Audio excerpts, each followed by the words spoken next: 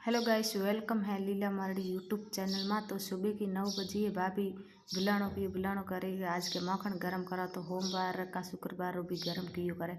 तो भाभी गरम करे और पासो भी छाणे हुए का छाणे महीना आलनी बनाई करे। तो छाणने बाद हम पासो नोयो भगोले में नोई नाख राख्यो चूल्हे माथे राखी मई नाख्यो है दड़ियो। और दड़ियो नाखने बाद हम थोड़ो सो नमक नाख्यो कि नमक नाखे नहीं तो ये छकरी को हुई करे आलनी। तो आलनी बनी तैयार हुई है और मैं जाली सारनी। तो भाभी छाणे घी।